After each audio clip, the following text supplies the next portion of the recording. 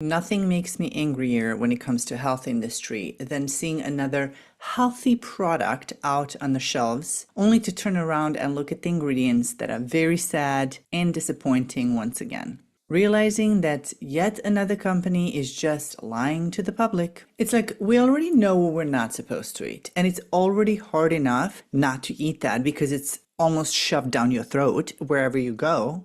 But now you have this whole set of companies trying to profit on things that they promote as healthy, and their products are just almost as bad as junk food. So you might as well eat all the things you're not supposed to then, right? And here you are trying to get healthier only to fall for their marketing schemes. Look, I'm not here to sugarcoat anything. I'm here to help you open up your eyes and know what's truly good for you. Today, I want to share 5 foods that are considered healthy that are actually not. I'll tell you why they're not healthy. We'll go through some of them and the ingredient list, and then I'll give you a truly healthy alternative to that food that you can either buy or make yourself, so that by the end of this video, you won't fall for these marketing schemes and marketing games that they're playing. And if we haven't met yet, hi, I'm Lex Foucault. I have been in health and fitness industry for over 20 years now. I have been overweight, underweight, I've been injured, I had a binging disorder, I competed in amateur bodybuilding, boxing, and kickboxing. I've damaged my body, I've damaged my thyroid, my hormones, and I found a holistic way to get myself back on track. And that's why I'm here today to share all my experiences and knowledge with you so that you don't have to use 20 years to find out what's really healthy and what really works for your body. And I would love it if you would hit that subscribe button here below the video so that we can share this journey together where I help you feel like you're at a 10 daily. Learn to love your body, enjoy your body, and be healthy. Let's get into it. The first thing I want to address are sports drinks. Now, if you're a marathon runner and you work out more than 2 hours every day and you're sweating a lot, you need such drinks to balance your electrolytes, although there's still better ways, but that's the only time that it's kind of justify why you would drink one of those. For an average person, sports drinks are absolutely unnecessary, and they're just an added source of sugar and coloring, which we already have plenty in other things. But let's look at the ingredient list on one of the leading sports drinks. Water, great.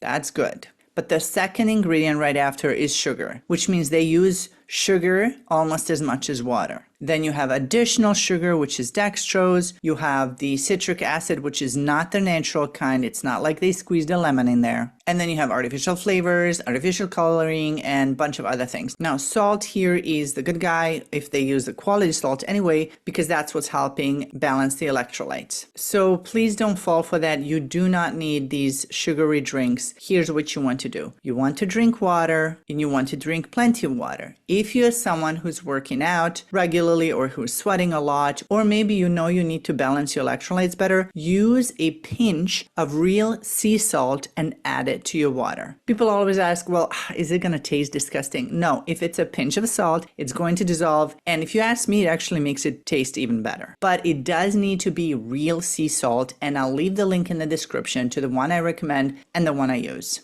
The next thing I want to talk about is these plant-based meats that are loaded with soy, or anything loaded with soy for that matter. But there's a huge jump on soy for people who are trying to lower animal-based meat. Now, when they say plant-based, it's really a play on words. It's not like they took a bunch of plants and made this burger for you. Again, it's loaded with soy. It's worth mentioning that pretty much all soy in the United States, 99% of it, is genetically modified. Now, I don't know about you, but I know that nature has created everything through thousands of years to be perfect for our digestive system. So when we create food in a lab, it is never going to have the same effect. Now, whether it's GMO or not, soy in larger amounts messes up your thyroid. It messes up the production of the hormone, and it can lead to thyroid issues. Now, if you're already having thyroid issues, it can worsen them. And as we know, most women actually have some kind of thyroid issue. Now, someone can argue and say, well, they eat a lot of soy in Japan. True. However, on the high end, what they consider a lot of soy is 10 grams a day. In the United States, especially if you're just trying to get enough protein and you don't want to do it through animal products, you get to 20, 30, 50 grams of soy per day. And their soy is also non-GMO, and half of what they eat is fermented soy, which actually helps feed their gut bacteria. So I love the comparisons as to how other cultures do, because we can learn a lot from that. However, we always have to make sure that we're comparing apples to apples. So even though it's marketed as a healthier version or plant-based, it's heavily processed. So let's look at one of the ingredients here. It's sold as ground beef. Obviously, the first is water, which is great, but then you have soy protein concentrate, which is again heavily processed. And I want to point out something else. Watch how they play with it. There's a little thing in the bottom that says bioengineered, and they made it look like it's nature, and they made it look like it's almost healthy. Bioengineered means GMO. It means genetically modified. So they are quite literally trying to put a healthy spin on the fact that they're selling you a heavily processed, genetically modified soy burger. So what's a possible solution to this? Well, finding high quality meat is always an option, but if you're someone who's really not wanting to eat meat, can't eat meat, or is wanting to be vegan, other options for you are finding protein sources in other foods such as nuts and seeds and legumes, and always diversify. If one day you're eating black beans, use different kinds of beans or lentils the next day. So you want to switch things up. If you're someone who is still eating some meat but wants to incorporate other varieties, please do so as well. But the more you can vary things, the more you're giving your body different nutrients. And I'm here to say that it's not meat that is bad. Now, I get it. Some of you do it for more spiritual reasons, that you don't want to do meat products. But it's not that the meat is bad. It's that we need to really discuss how the animal had lived and where the animal had lived. Because if the animal was in a stressful environment, that's the kind of meat that we're getting. This is why the meat that we find generally in supermarkets has become bad. So shop local. Whenever you can go to local farmers, go local. And I want to hear from you, by the way. Have you ever tried plant-based meat? What do you think about it? Did you like it? Did you not? Did you notice a difference in taste? Leave me a comment below and let me know. The next thing I want to talk about is a big scam. These healthy bars, granola bars, protein bars, energy bars, 99.9% of them are just crap. It's full of sugar. It's full of high fructose corn syrup. If you look at the ingredient list, you won't be able to read half of that stuff, more than half. It's got emulsifiers. It's got so many things that actually damage our gut biome. We hear granola bar, we think, oh, that's healthy. I heard that granola is healthy, but you're really eating sugar. You hear energy bars, oh, I need more energy, and all you're given is sugar. You hear protein bars, well, they are typically the worst because it's not like you're getting high quality protein in there anyway. And I challenge you here, find one of those next time you're at the grocery store and look at the ingredient list. And I'm gonna do it with you here. This is one of them. Tri-Source Protein Blend. It's got soy. Here we go again with soy. It's got whey, which is from dairy. It's got syrup. It's got chocolate coating. It's got kernel oil. It's got more whey, partially defatted peanut flour, which is heavily processed. More soy crisps. We got peanut oil. We got more syrup. We got so many things that we do not need. All of these things, our body doesn't even know what they are. If you think how humans lived for millions of years, all of these things are absolutely unknown to the body. And while we're here, let's look at another one, just for the fun of it. The first thing on the list is the syrup. So that's sugar. By the way, there's over 200 different names for sugar. That's how it's hidden, so that it doesn't look like it's sugar straight up, but this is sugar. It's got more soy in there. It's got more whey, which is heavily processed dairy. It's got palm oil. It's got so many things on this list that, again, does your body really need this? And I typically say don't even pay attention to nutrition facts, but in this case, I want to show you something. Sugar alcohol on the list under carbohydrates is 7 grams.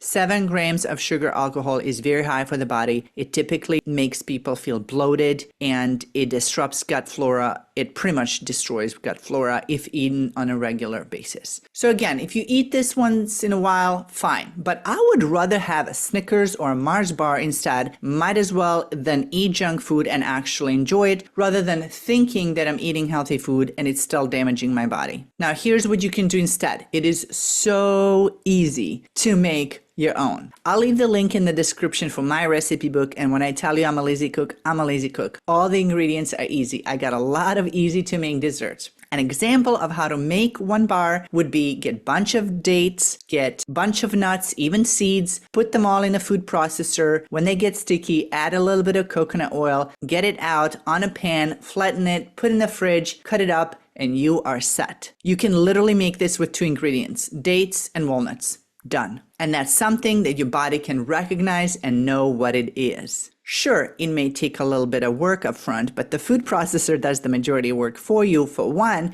For two, when you make that, you're gonna have 30 bars in there. Another option that I highly recommend is getting something like a nootropics bar. I'm going to leave a link in the description as to what I'm talking about. But there's a company which creates supplement that is a nootropic that is excellent for the brain function. They have also came up with bars. They call them nootropic, and they have about 4 different flavors, I believe. And if you look at their ingredient list, it's way different than what we just read. It's got oats, it's got dates, it's got flax seeds, it's got coconut oil. It's got a bunch of vitamins in there that are actually supporting your health and supporting your brain. I'll leave the link in the description as to where you can find out more about them and order should you want to. And because it's focused on your brain, it's like eating a great healthy bar that's actually helping your brain function, where you feel more mental energy, you feel brighter mood, you feel more focus and clarity, all while enjoying your food. So you definitely want to check them out. The next group I want to talk about is fruit yogurts or even low-fat yogurts. They are loaded with sugar. Anytime you hear low fat, it means high sugar. But both of these are not bueno for you. If you look at the ingredient list, you would think, well, it's just yogurt with some fruit added, right? No, they have a bunch of other things added for a longer shelf life. Now, yogurt has been around for a long time in many different cultures. Again, it's not yogurt or milk that are bad for us. It's where it comes from. How was the animal fed? How was it treated? Did it even go outside? Which is really sad to say. So when you go local and get yogurt or milk, you got yourself a much better dairy product. Whole fat yogurt is actually how whole fat milk is supposed to be. That's the real milk. Now, I'm not big on milk, but I am big on yogurt because it's got the cultures that are feeding your gut bacteria in a healthy way. Again, when you think it's just added fruit, it is not. It typically has processed sugar. It typically has color added to it, even things like gelatin and other things. Again, if you look at one as an example, right after milk, it has sugar added to it. Then sure, it has strawberries, but if you look down below, it has red dye 40, blue as well, which red is the worst one, but we need to stay away from all food colorings whatsoever. And then low fat is further processed by extracting the fat from it, which actually the fat, the natural fat, is not the bad guy. We've been just marketed so that we have these low fat options. That kind of fat, when it comes from the real cow that's been treated right, again, people have done this for thousands of years, it's not bad. So what's the solution? Go local. You can get your own yogurt, add your own fruit, even local honey. All of these ingredients will make it enjoyable, will make it yummy, and your body will know what to do with it. And by the way, it tastes better anyway. You can get kefir or Greek yogurt that have even more cultures that feed your gut bacteria. The best option, again, is to go local and get real milk, and then you can make your own yogurt. You're going to save a lot of money in a long run because you'll only need to buy a starter yogurt one time, and then after that, you need 2 teaspoons of it to keep making yogurt forever. It is super easy to make. You can make it in an Instant Pot, and there's even yogurt makers. I'll leave the link in the description to the one I have used in the past. Another group that I want to talk about that's promoted as healthy and is not is these organic snack foods. Now, I'm not saying that there aren't healthy ones, but I am saying that there's a lot of ones that are marketed as healthy, but are actually not. Most of the healthier version of chips still has either palm oil or canola oil, which is raising inflammation in your body, again, especially if you're eating that on a frequent basis. And then there's these things I've seen like veggie sticks, which, come on, let's face it, that has nothing to do with the vegetable. But they're selling it so that parents can give that to their children because there's a word veggie in there. Most of them are not healthy snacks, and you will know that by looking at the ingredient list. Again, if you want to find out how to easily make your own snacks, grab my recipe book. The link is right below and explains you step by step what to do, and all recipes are easy and yummy and kid approved. You always have to read the ingredients. Never trust the front side. The front side is marketing. These companies spend a lot of time and a lot of money to make that front look fun, to attract you to it, to use certain wording, to use subliminal messages. There's a lot going on that front side. Turn it around and look at the ingredient list. Not even nutrition facts. Again, don't worry about that for now. Always read the ingredients. The moment you see a list of 1,000 ingredients, leave that thing alone. But I promise you, you're going to start noticing sugar and words that represent sugar much, much more often than you would think. Remember, low sugar means high fat, low fat means high sugar. All of that means heavily processed.